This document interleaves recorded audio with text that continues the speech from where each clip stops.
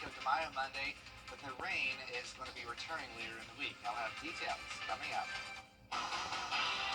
Live from Television Park, this is WJBF News Channel 6 at 11. Well, good Sunday evening to you. I'm Kim Vickers. Thank you so much for joining us. Our coverage you can count on begins with some breaking news tonight. One person is dead and two more are injured after a shooting in downtown Augusta. According to the Richmond County Sheriff's Office, it happened at Reserve and Ride Water Sports on Riverfront Drive around 8:30 p.m. on Sunday during a large unpermitted gathering. The two injured victims are being treated at the hospital. There's no word yet on their conditions or any of the victims' identities. There's no information on a suspect or any arrests at this time. The shooting is in the early stages of investigation. The Sheriff's Office is asking anyone with information or video to contact them. You can remain anonymous. This is a developing story, and you can count on News Channel 6 to keep you updated with more information as we get it. The Richmond County Sheriff's Department is asking for your help to find a missing woman. 43-year-old Keisha Pittman was last seen on Saturday morning around 8 on Salem West Drive. Authorities say she left on foot in an unknown direction and suffers from heart issues. If you have any information, call the Richmond County Sheriff's Office at the number on your screen.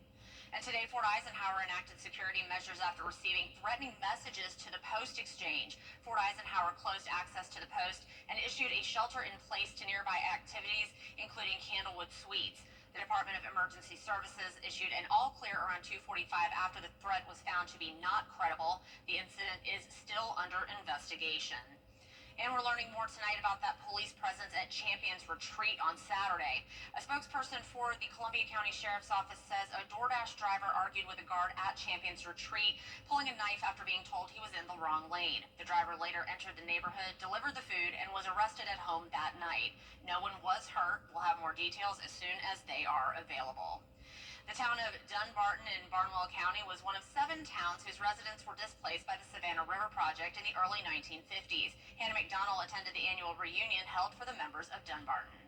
Margaret Roundtree lived in Dunbarton as a child and has helped keep these reunions going for more than 7 decades. Oh, you just don't know the joy this little girl has. The reunion is held every year at the community building at the Barnwell State Park. This is the 72nd year of the reunion, and Roundtree tells me there are now 3 generations learning about a town that once was. When the Savannah River plant came, everybody had to relocate and they scattered, but we have been able to get together and renew old friendships. Everybody has such a desire to keep it going so we can have that contact of the descendants of the original Dunbarton people. Dunbarton was not the only town affected by the Savannah River Project, but towns including Allenton and Myers Mill as well. I had the chance to speak with not only Margaret, but the children and grandchildren of those who lived in Dunbarton. It's good to see it all. I didn't know what Dunbarton looked like. I was, 4 years prior to me being born, but the photographs bring it to me now, and I've seen some things at my house that were sheds and stuff like that, never knew where they came from.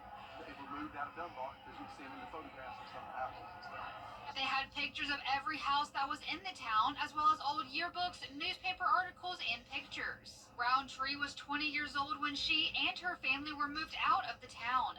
She reminisces on one of her favorite memories in Dunbarton with her friends. That car you'll see has running boards and fenders on it. And we'd have more that could get in the car, so they'd hold on to the fenders and the running boards.